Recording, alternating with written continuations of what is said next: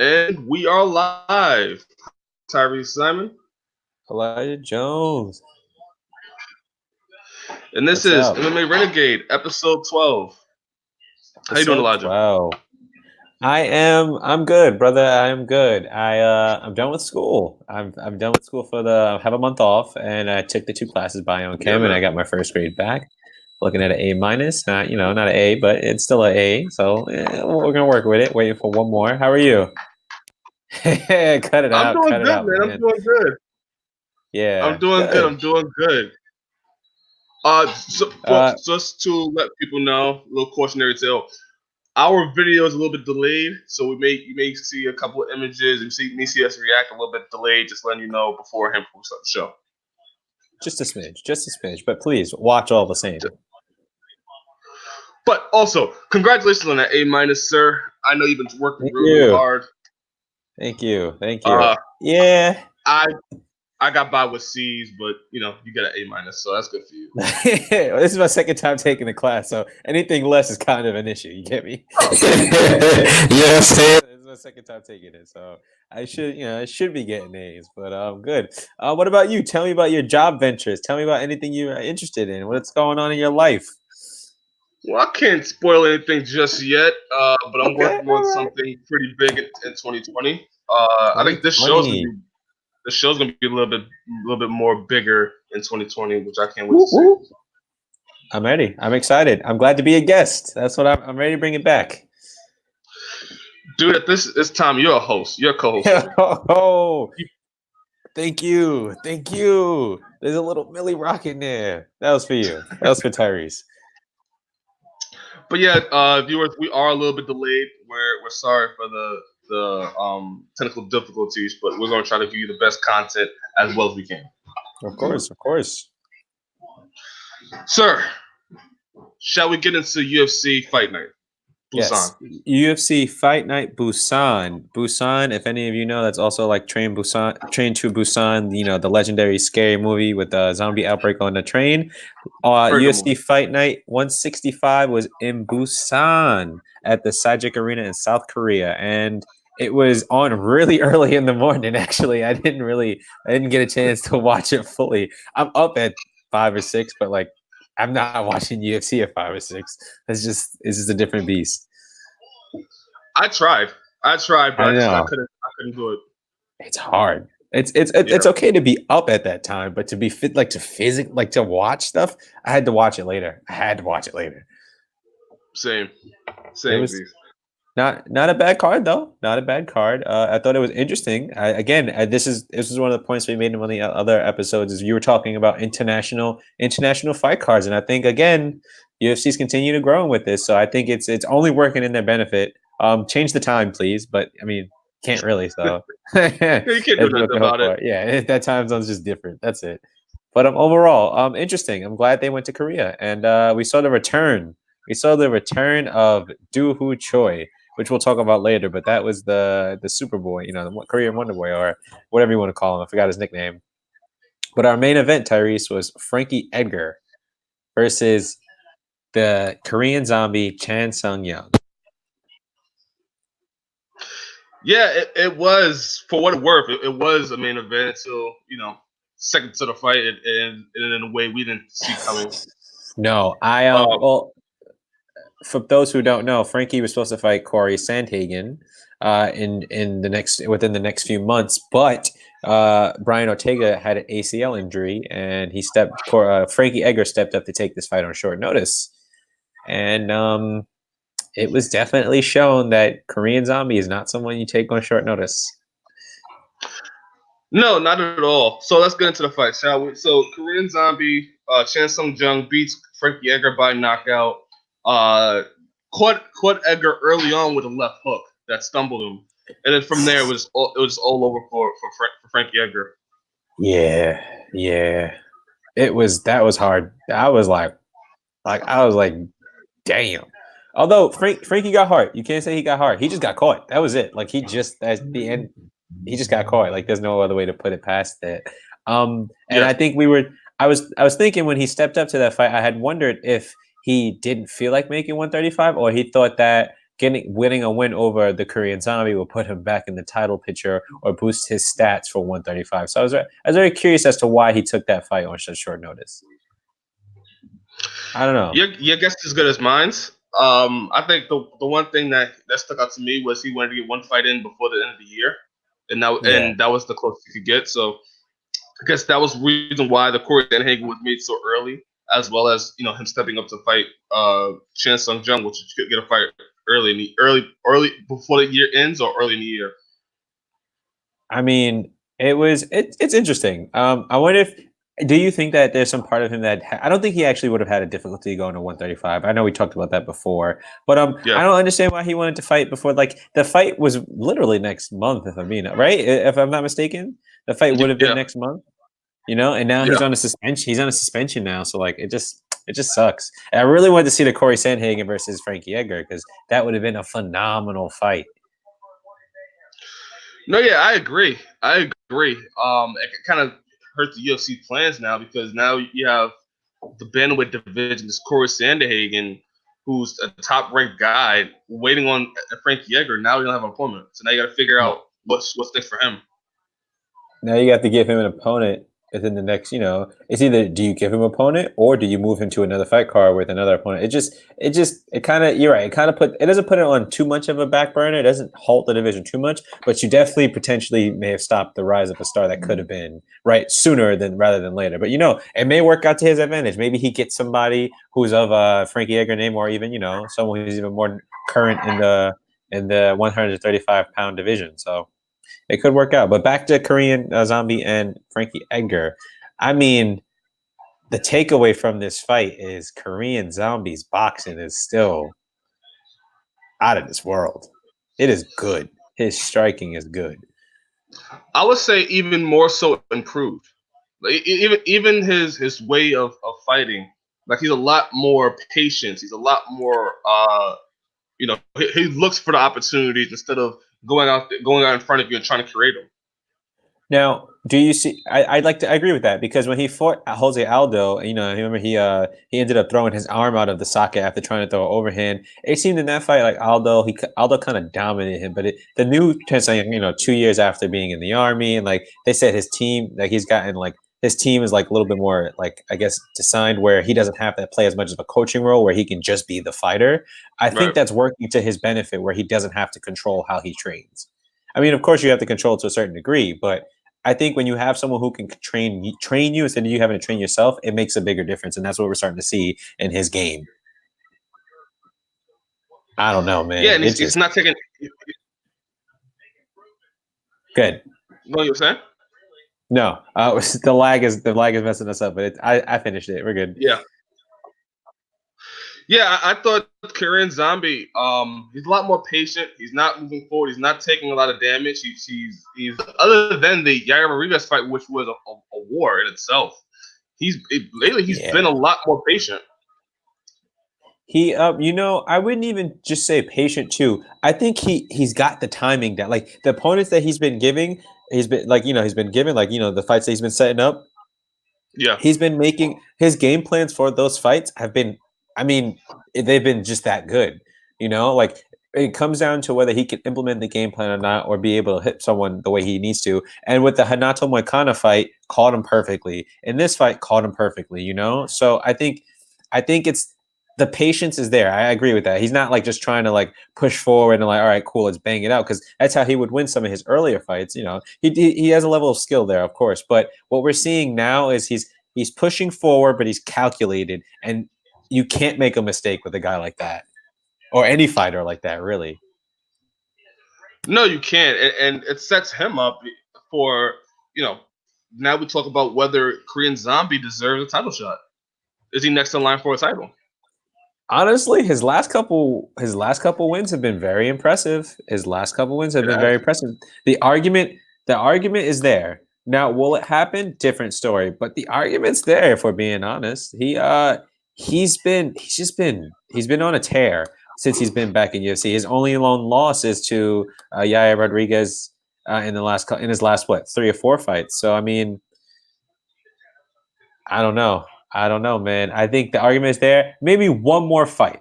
Maybe one more fight tops. What do you think? No, I think the UFC has a lot of opportunities and a lot of options right now. Max Holloway. Max Holloway is coming off a loss from Alex Volkanovski. Alex Volkanovski is going to have surgery soon, I believe. Yeah, he's gonna have surgery. Chan Sung Jung is going to have eye surgery, but I don't think that's going to take him out too long. He said about 3 months. Yeah, so I don't think it's going to take him out that long. Right. If Alex Volkanovski can't fight in a time that the UFC needs him, maybe we have Chan Sung Jung versus a Max Holloway or Chan Sung Jung versus a Brian Ortega to determine it in a book contender. I agree. I think that Ortega, the timetable for him is a little bit weird because coming off of that ACL injury, it's like it's going to be like when does he actually come back? You know, that's the issue with that kind of injury. It's like you have the timetable, but are you really going to be back in time? I bet you Ortega fights by the end of 2020, but that first 6 months is I can't really guarantee he'll fight. You know what I mean? Yeah, and we also don't know how big is the tear, how much damaging is the tear as well. You know? We don't know if he could probably come back sooner or it's going to take him a long time. You're right. Exactly. It's that's a harder one. But the Max Holloway, I think if Volkanovski's out for a certain amount of time, I don't know what his injury is, so I apologize about that. But if his injury is longer than Chan Sung Jung's injury, I see no reason why you wouldn't have Holloway versus Chan Sung Jung in the interim, and then you have Volkanovski waiting for the number one contender, and then they fight in Australia at any time. That sets up a perfect cascading of events, and it doesn't really slow the division down because the guy who loses that fight is still 1 to 2 fights away from fighting for the belt again.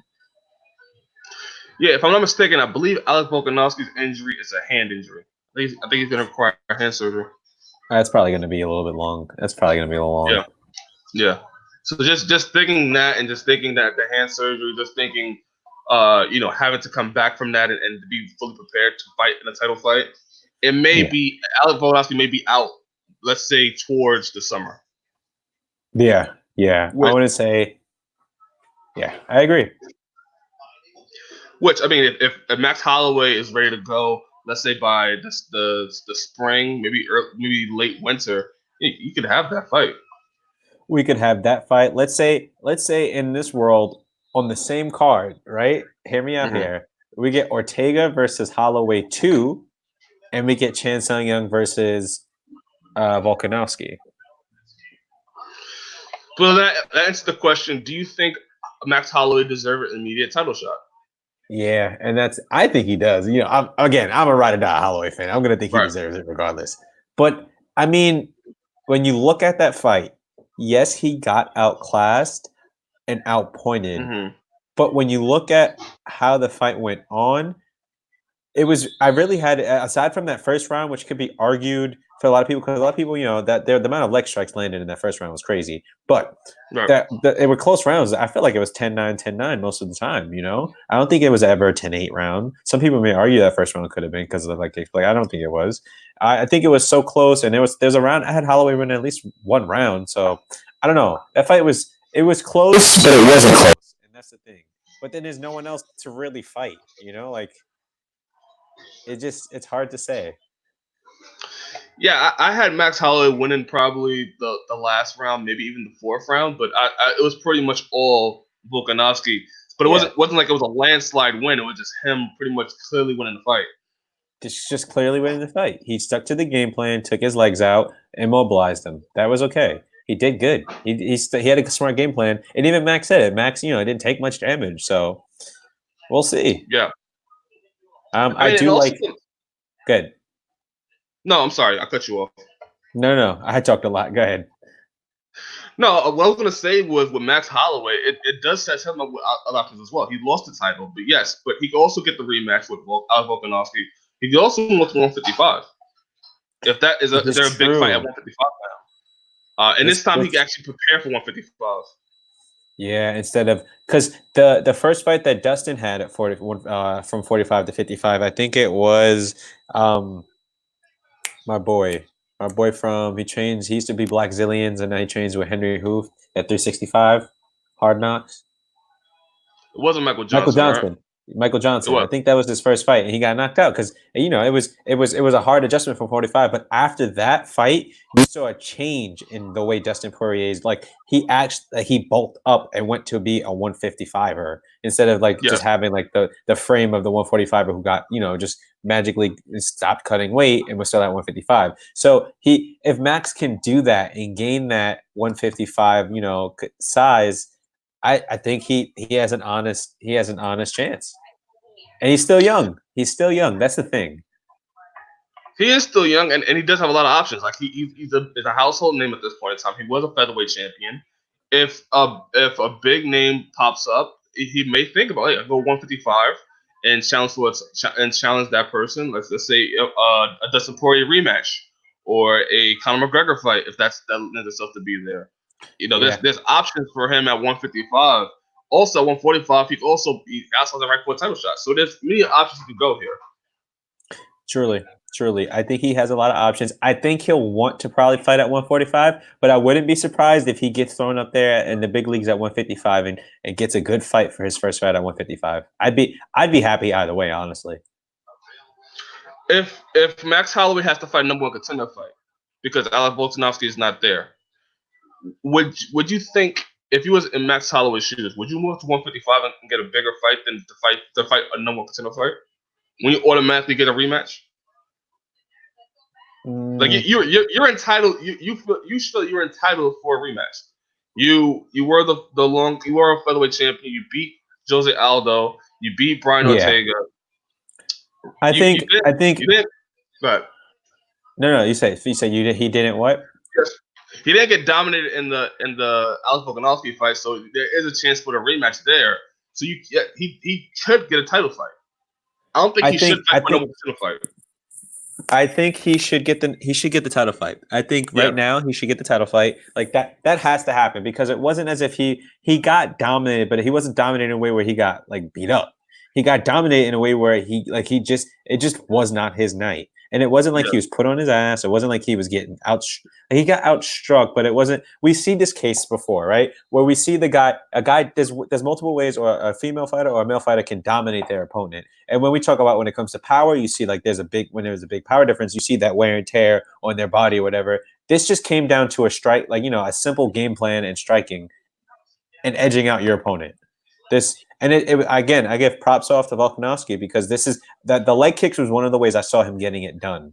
But I didn't think he was going to do it the way he did. And it was impressive. But realistically, it wasn't Max Holloway is known for dominating his opponents, whoever he faces. His last couple opponents, except for Dustin Poirier, he's pretty much stopped them. He stopped Brian Ortega, he stopped Jose Aldo twice. He was on an 11 fight win streak almost. His record precedes him. I think the realistic part for him right now is to just take the rematch. And if that doesn't go his way, then move up. It's fine. You fought twice. It is what it is. Yeah, that's fair. He has a lot of options at 145 and 155. Chan Sung Jung, if Brian Ortega can't come back in time, which we're both saying, we don't know the timetable for Brian Ortega at this point in time. Mm-hmm. I think it depends on if Volkanovski can come back. If Volkanovski can't come back, you could make an argument Chan Sung Jung deserves a number one contender shot. He's probably the most exciting and realistically the only person who has I don't know how many people have an active win streak right now, but he's a big name, so he has that going for him. He's a big name. His last 3 fights have been bangers. One of which he got knocked out in, but the last 2 he's starched his guys. I mean, why not? And here's the argument: what people may say, "What about Yair Rodriguez?" You also have to take into effect Yair Rodriguez was losing that fight. Yair Rodriguez was losing that fight until a Hail Mary. So if you want, you can say, but Yair Rodriguez beat Chan Sung Jung. It wasn't like it was a clear cut. No. It was a Hail Mary upwards elbow out of nowhere. Chan Sung Jung was winning all rounds. All rounds. And that's the crazy part, right? That just shows that they're level to this, right? Because at any single moment, anything can happen. Yeah. anything. And I remember, I'm a Yair Rodriguez fan. I've pushed for this guy. I pushed for Yep. this guy. I think he should fight for the belt one day. But realistically, his fight against what's Jeremy his name? Stevens. Jeremy Stevens. The first Yeah. one got stopped because of an eye poke.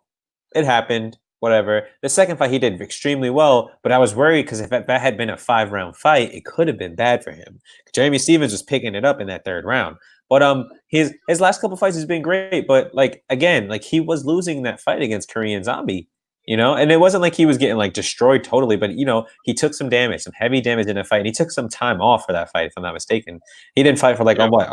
almost 6 months or more after that fight, Both of them. And both of them. It just honestly, it's hard to say who really deserves a title shot besides Max Holloway and Korean Zombie.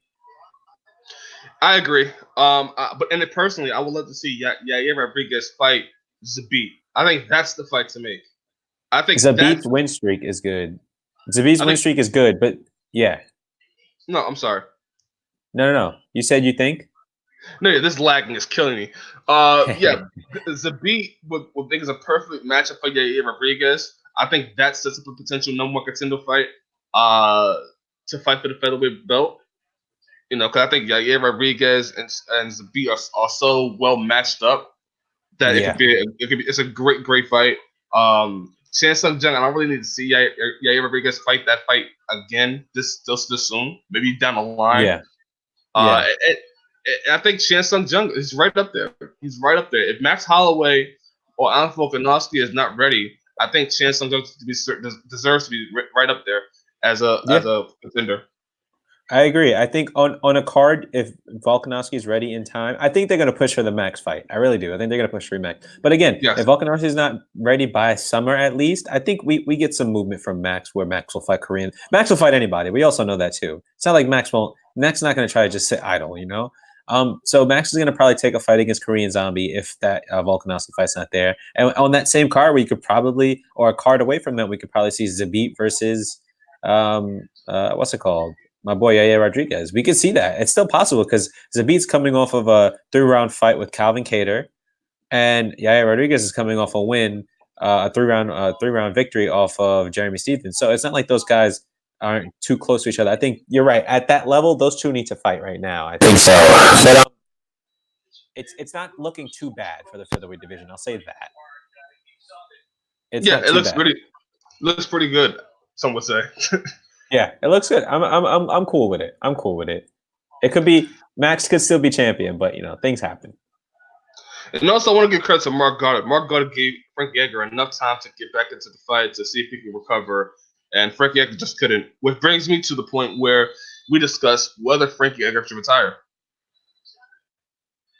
I was thinking about this morning before the show, and I was like, well, okay, let's look at Frankie's last fights, right? His last few fights, he fought Chan Sung Jung today.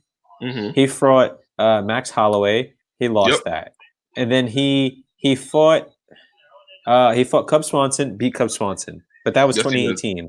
Then lost to Brian Ortega because Brian Ortega was knocked him out, and then before those two, he beat Yair Rodriguez and Jeremy Stevens, right? Yep.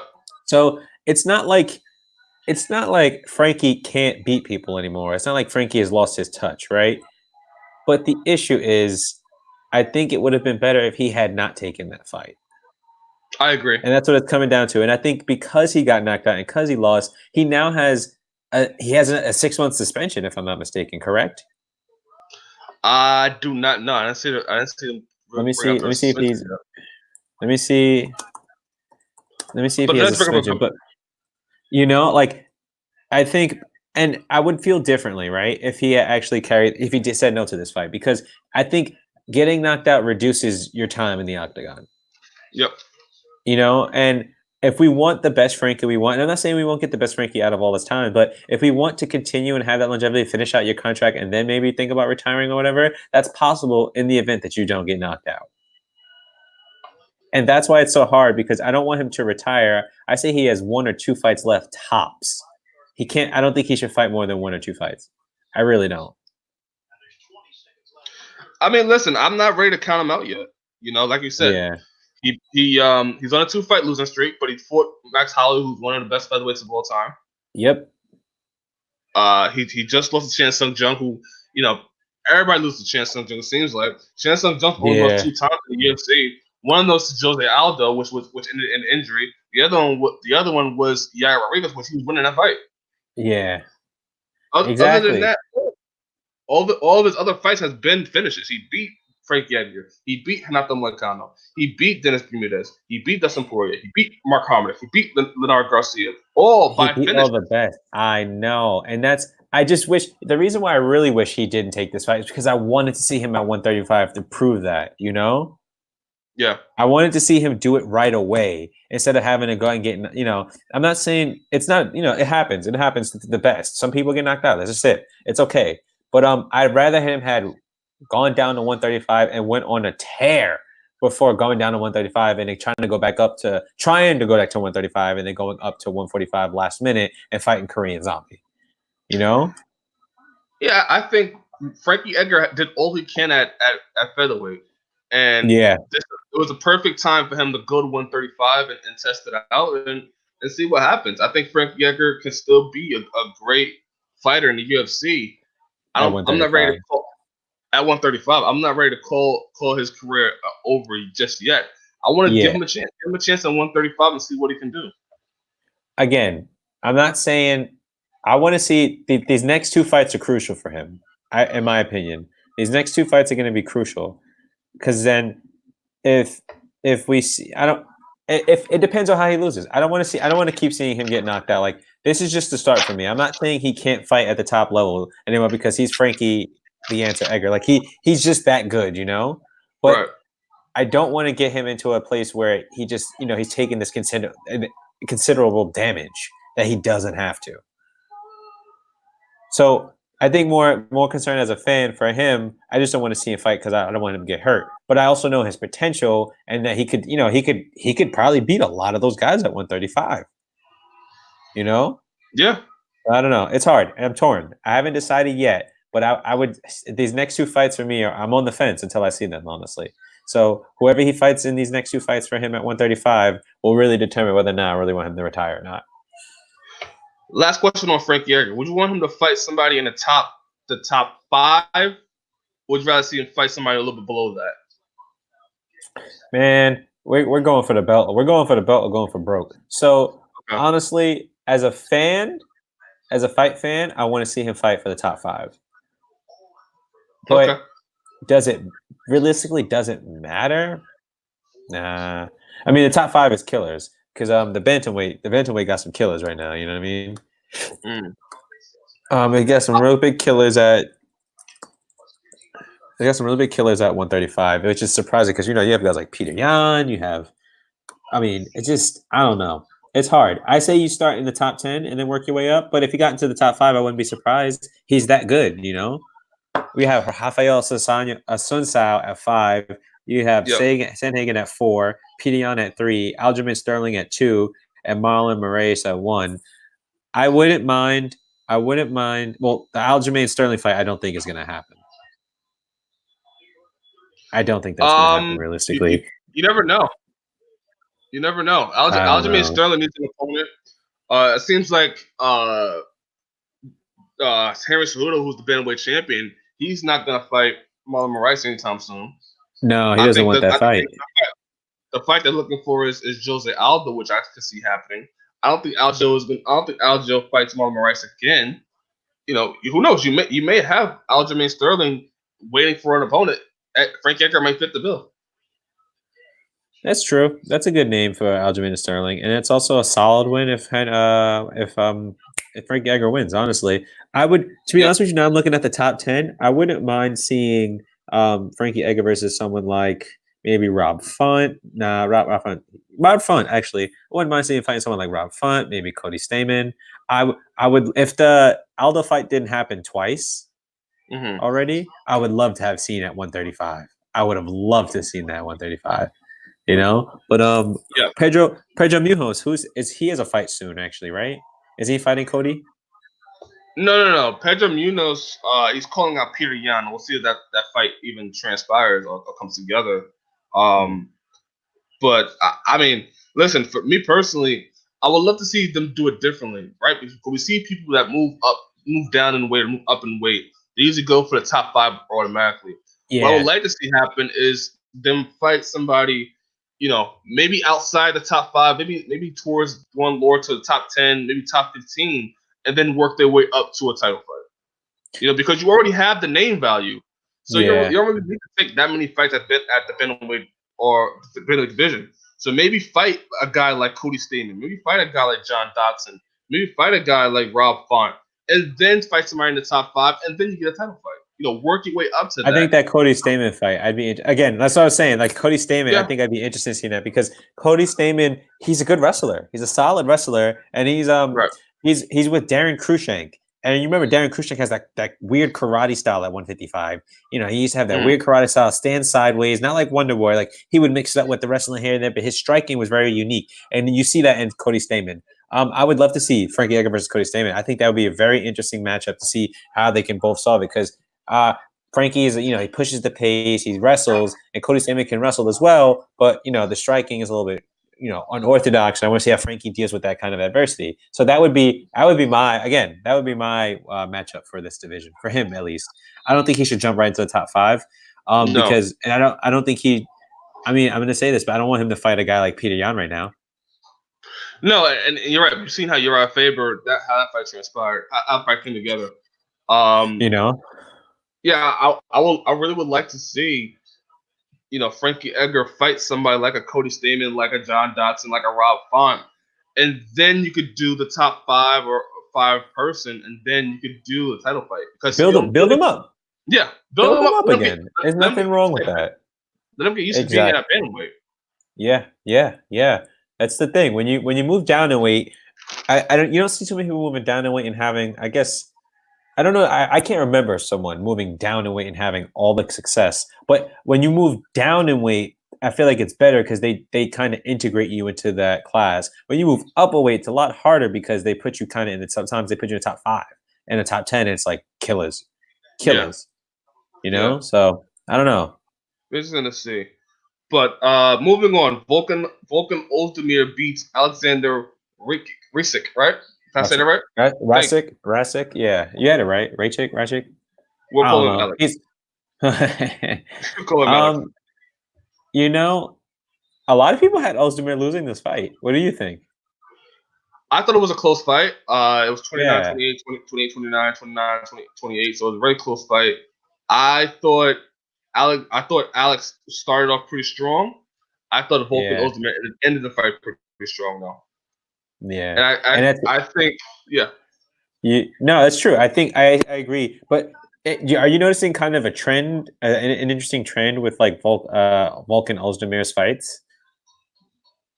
A lot of decisions, a lot of split decisions. A lot of decisions, a lot of split decisions, and it's not like he's not getting the job done. But do you think he's kind of a late start? Well, that's weird because his whole thing is no time.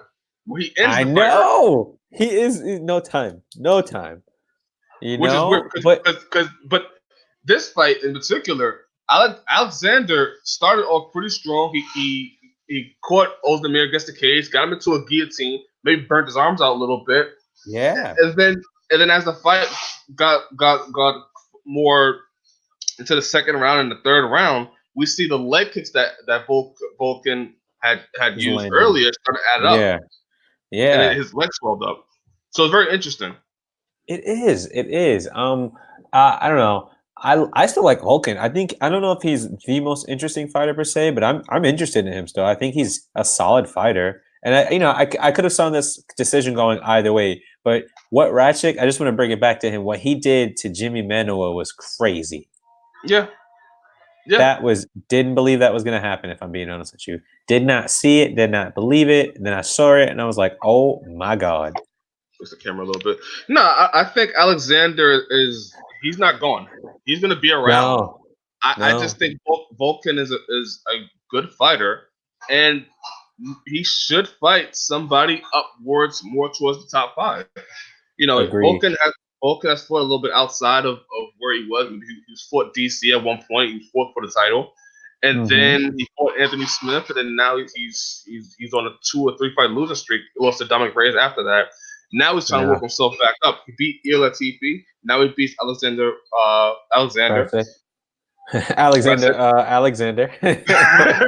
Okay, all right. I will not say his last name.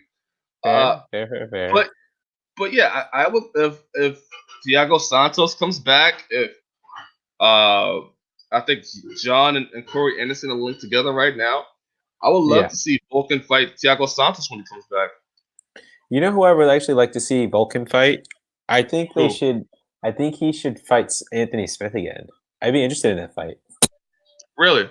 I'd be interested in that fight because I thought Volkan was doing good until he got tired.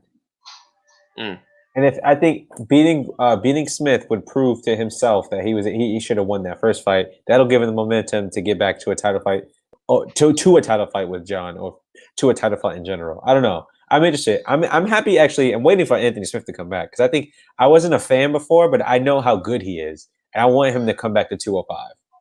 He's really good.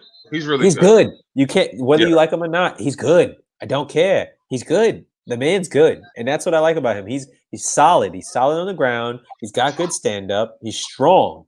He is strong. So I'm interested. But back to this fight, Ozdemir. You're right. I think this is the time to build him back up. I think this is with the right push, setting up the right opponents for him. I think this is his way back to the title contender series. So we'll see. If John Jones beats Dominic Reyes, I would love to see a rematch between Volkan Ozdemir and Dominic Reyes.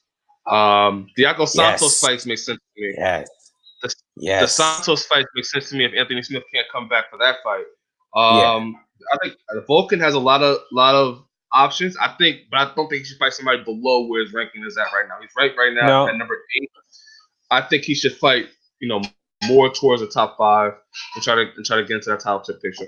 Where's Glover at in all this? Because I think we tend to forget about Glover, but he's been starching people. So Glover's ranked number 9. Number 9, that's close. That wouldn't be. I don't think he should do that. But Glover's right there too. I mean, Volkan should fight somebody else. I think Volkan should fight someone above him. In all honesty. Yeah, he should. He should fight somebody more towards that top 5 title picture. Agreed. Again, viewers, sorry the delay. Sometimes this website works fine. This is StreamYard. This is not YouTube. Sometimes it works fine. Sometimes it does not. We appreciate you watching in the future. So subscribe. Click on that notification bell. You never know when we'll go live and talk to you guys. We love doing this show. We love doing it for you guys. Of course. But yeah, I personally had Volkan winning this fight by the split decision. He is 30 years old.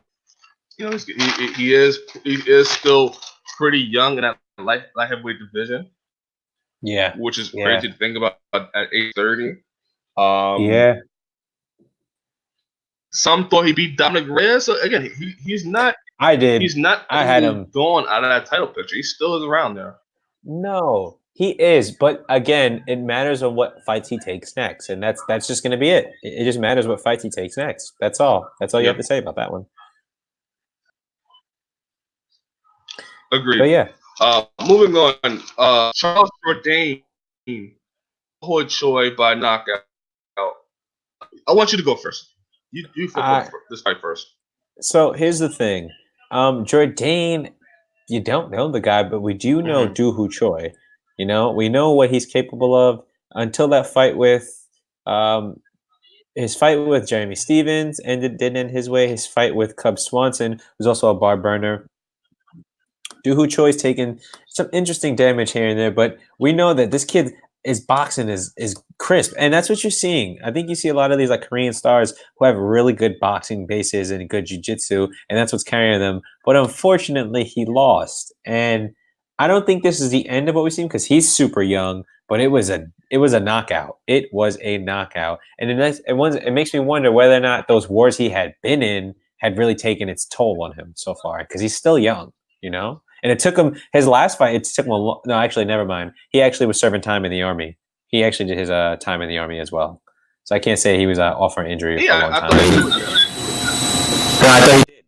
I thought he did. I think that's what it was. He was out for an injury, and then he ended up doing his time in the army. But I'll have to research that, but I'm pretty sure he didn't do it yet. Let me see. I'm gonna Google it. We'll see. But since you're Googling, never mind. Never mind. Nope, never mind. He didn't do it. He didn't do it yet. Yeah, I thought he did it. That's what I thought. I could have sworn in the broadcast. I believe in the broadcast. No, not in the podcast. In the broadcast for UFC Busan, I could have sworn they talked about the potential of him going to the army, and during his fight. Got it. I think that's what I must have heard too. I thought they said he did it. And there's also visa issues, I think, as well. Apparently, he can't fight outside South Korea right now. Yeah. So I mean, but honestly, yeah. Good. No, but yeah, sorry, my brother no, it's fine. My thing with Do Ho Choi is he was on a 12-fight win streak before he fought Cub Swanson, right? He was this phenom. He beat Tavares. He was knocking people out. Tavares was one of them. San Cecilia is one of them. Like he had some veterans that he was beating. But then the upper echelon. The upper echelon is the issue. The upper echelon is the issue. And here's my thing with Do Ho Choi. There's two things. Tell your brother I said hi. Hey, Tyriece says hi. Even my brother said I thought he was gonna do it. Like that's the thing. Like you expected him to come out with the W, and it's like he didn't. So that's sad. It's hard. It's if we see it again, then we know there's an issue. But if this was just like a one-time thing, then we know, you don't have to worry about it. What do you think, Tyriece? To fight either Max or Volkanovski. That's the Korean Zombie. Do you hear my brother going off about? I put him on, Tyriece. Oh yeah, I put him on. He's a big UFC fan. He's emulating what happened. Regarding Do Ho Choi, though, Do Ho Choi, the two things that stuck out to me was his footwork needs work. Yeah, his footwork needs work. A lot of the fights you've seen was him moving flat-footed and just trying to swing for the bleachers, trying to throw lunging shots. Some land, some that don't land, but he overextends himself, which leaves him open to get punched. And in the fight, towards the end, you'll see him with his hands down. He dropped his. Forward. He. If I'm not mistaken, he fights southpaw, correct? Yes. He said southpaw. So I think he threw the jab, and his left hand went down. Yeah. And then that's when you see Jourdain just come down with the punch. I was like, whoa! Like I was like, damn, that was he caught him. He caught him. But the entire fight, even when he was doing well, it was him moving flat-footed, stalking Charles Jourdain down, and he was overextending himself. He's throwing these heavy shots, overextending himself.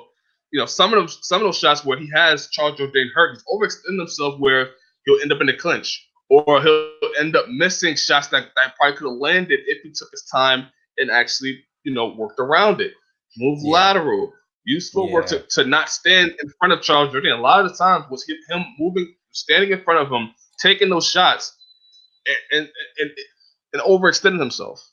Yeah, it was another thing. Okay. Another thing was his calm down. Sorry, Mike. Can you hear me? Sorry. Yeah, I can hear you now.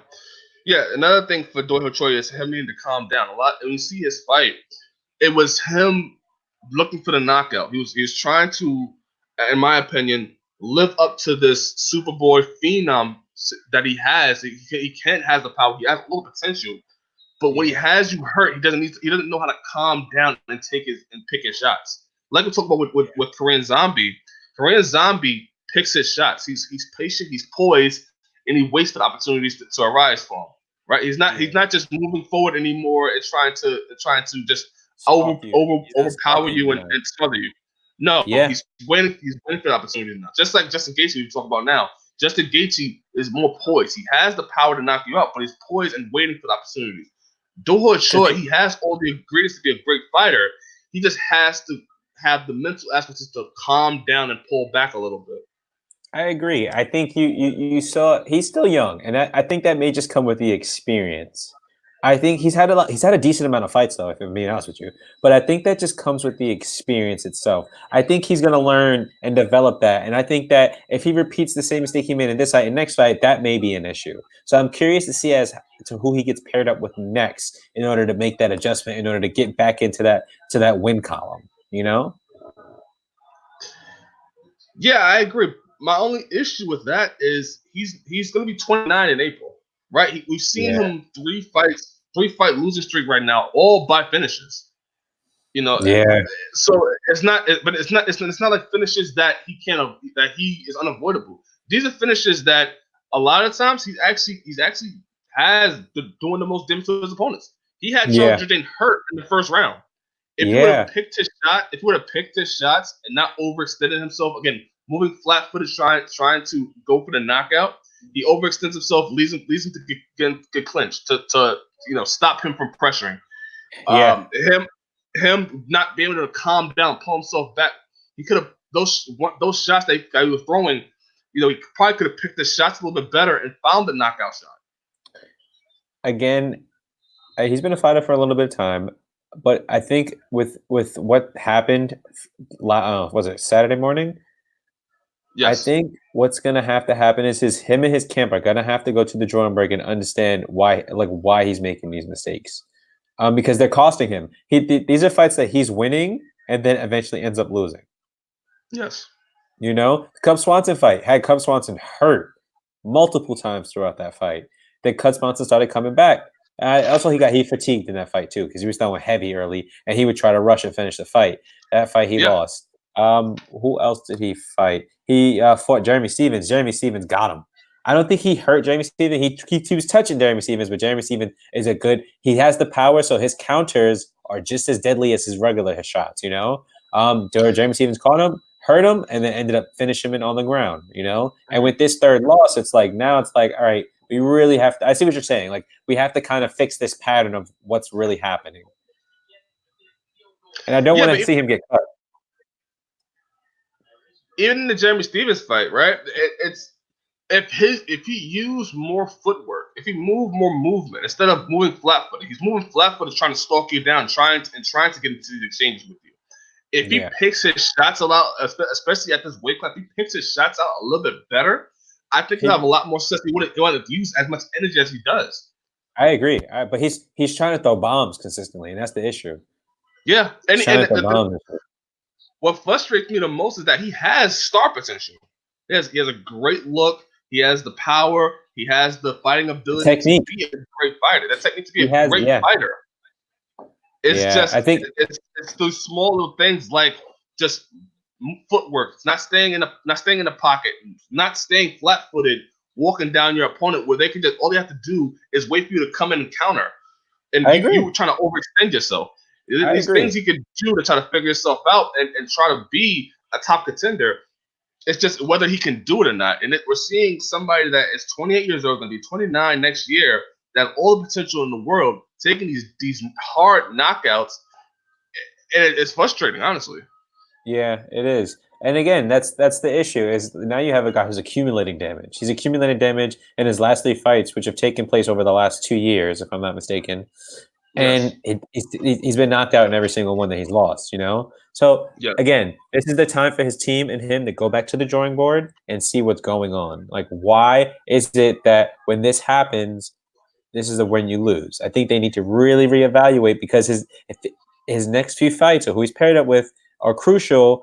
He can't keep getting knocked out like this. He cannot. It's not going to be good. Agreed. And credit to Charles Jourdain. Charles Jourdain is 24 years old. He bounces back from a loss against Desmond Green this year. He's 10-2 in his career right now. First winner in the UFC, 7 KOs in his career, three submissions. His only 2 losses come by decision. He was 155er, now he's back down to 145. Charles Jourdain showed a lot of heart. He was able to get out of a tough situation with Do Choi. He was composed. He got himself together, and then the second round, he was able to touch Do Choi with a left hand and hit him with a right. Got him. Yeah, got him. So I thought Charles Jourdain did a great job. He had I would say a funny, good post interview when he talked about him moving out. Moving out. Yeah. I thought it was funny, and also good show a little more personality, and he did get the performance bonus. He did, and shouts out to him. So I'm interested to see where Charles Jourdain goes from here, but Do Choi, again, we gotta see what comes out of this, because we're seeing a pattern where he's standing flat-footed, he's getting to these exchanges, and he is not doing well. Yeah. It's not going to end. These kind of exchanges don't usually end up well. No, not at all. So we'll see what happens. Moving on further from the card, Deon Jung beat Mike Rodriguez by KO. Not really much to say here. He used the left hand to gauge the distance of Mike Rodriguez, and he actually did it twice. He gauged the left hand and then threw the right a little bit before that, and then the second time he did it, he was able to knock him out, which I thought was good. I was impressed. The light heavyweight division, technique. Yeah, the light heavyweight division needs new blood, and this is a great addition. Agreed. Young Park beat Marc-Andre Bourlat by unanimous decision at middleweight. 29, Marc-Andre Barriault. If you remember, Barriault was on a win streak at middleweight. I think he had lost either he had won his introduction to middleweight, or like he was losing at first and then won. It was something like that. But that name is very familiar to me. And that was someone. He's big, stocky dude, big guys. Back as wide as hell. He's big guy at 150. 185. But I remember him. I definitely remember him. Sorry, again, you can finish. No, yeah. I totally butchered his name. I was trying to get. Listen, these names on these international cards. I love international cards. Reading the names, not the best. But Park was able to get 5 takedowns in the fight. It was a pretty clear decision. Yeah, it's good stuff. Good stuff. And Park is also a person that he's bounced back from a loss against Anthony Hernandez this year. He was on a 7-fight win streak before that, and he also beat Ray Cooper, the third, who's from the PFL team. And Ray Cooper is he's on a roll right now. So that he did, and Park beat him. So let's see what Park goes from here as well. Kyung Ho Kang beat Pingyan Lu Pingwan. That was actually really good. Pingwan. Yes. By split decision, Kang pretty much controlled the fight. The third round, I thought Liu did pretty good. He cut Kang with some elbows from the bottom. But pretty much the takedown was what got the job done for Kang. Yeah. My takeaway from the undercard was Cyril Gane. Gotta watch out for that guy. Heavyweight. I'm glad you brought that up. Cyril Gane is going to be someone who was an issue. I can no longer hear you. I'm sorry. No, yeah, you were saying.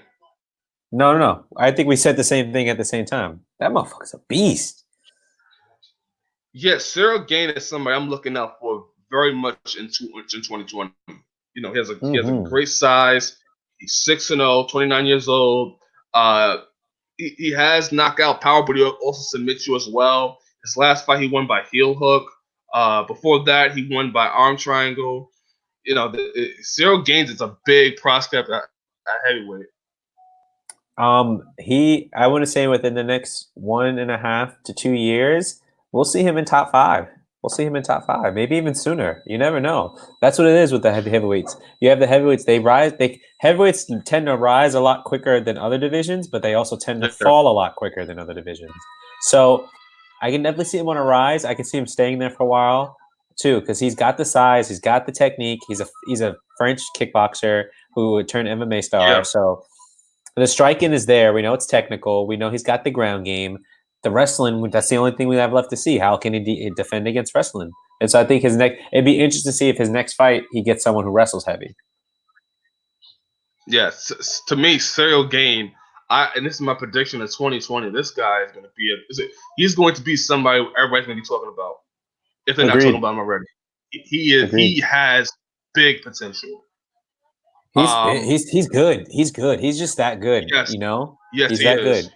Makes me interested. I mean, I'm always interested in heavyweights because you have Ngannou, you have Miocic, my boy, you have Cormier. But those are those not the older stars, but those are stars who are like current or either like towards the end of their careers or whatever you want to put it. And that's fresh blood for that heavyweight division. You know. Yes. That's fresh blood, and that's what heavyweight. No matter what, this is like heavyweight is the biggest guys against the biggest guys in. Regardless, I don't want to make it sound like it's like like a big show. We want to see the biggest people fight each other, but like heavyweight in boxing used to be the biggest thing, you know. That was like these were the guys who would just chisel, pop, pop, hit each other, had the combinations moving. So, and that's what he brings back to the heavyweight division. You see him moving, see him throwing the leg kicks, you see him throwing body kicks, you see him throwing he's technical and good, and that's why I'm interested. I agree. Another one other interesting thing that happened on the prelims: Alexandre Pantoja beat Matt Schnell by KO.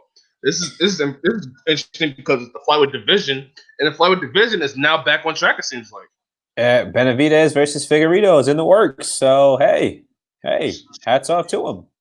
Cejudo is going to drop the belt. Joseph Benavidez versus Davison Figueiredo is going to be for the title, the vacant title at UFC Fight Night February 29, 2020 in Norfolk, Virginia, which is going to be around the corner anytime now.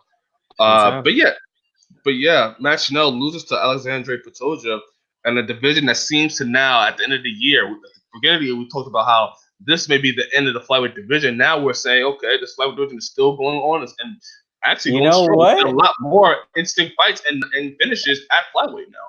Tyriece, you know what's crazy? I think it actually was about a year ago where we actually were talking about, this division's over.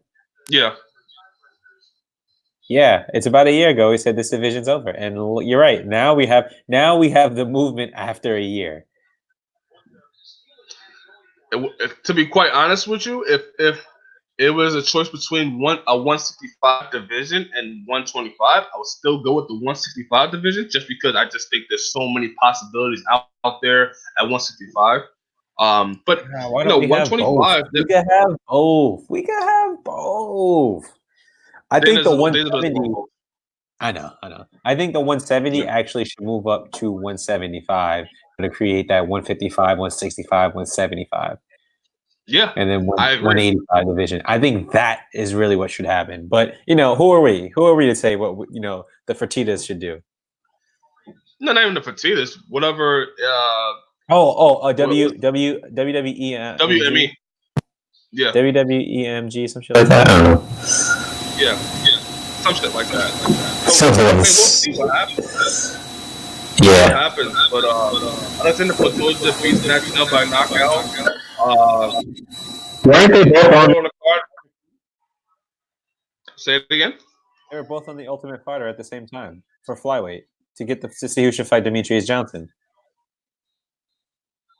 I believe so. I think you're right. I think that was it.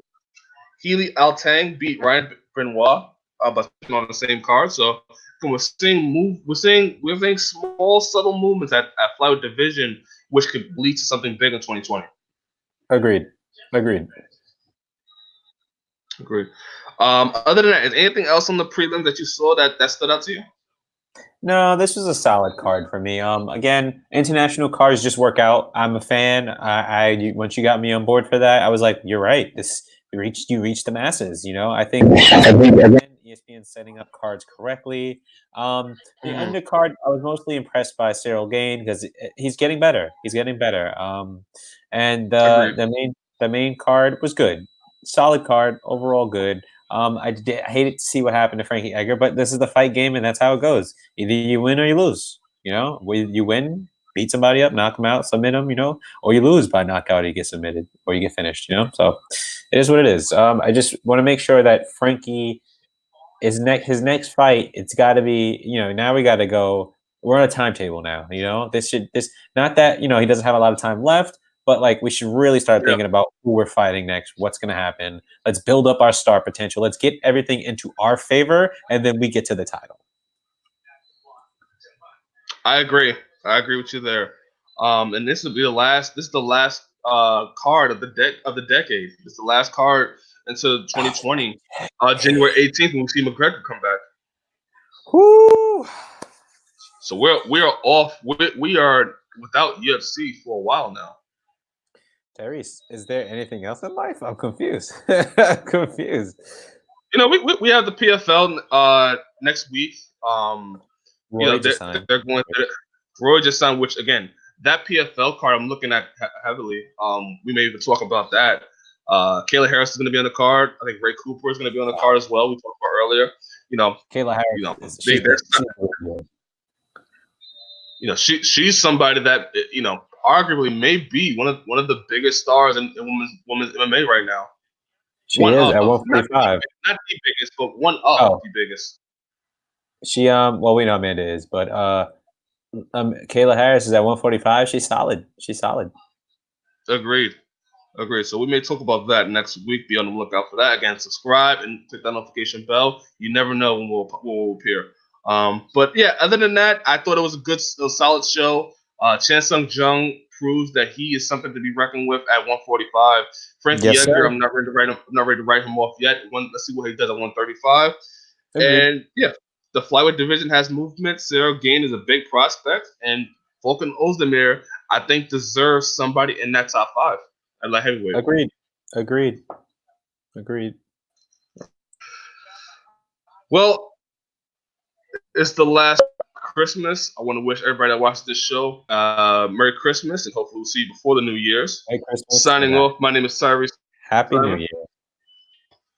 I am Elijah Jones, and brother, thank you for having me and starting this show. It has been amazing, and I'm looking forward to 2020. 2020. See you later, guys. 20.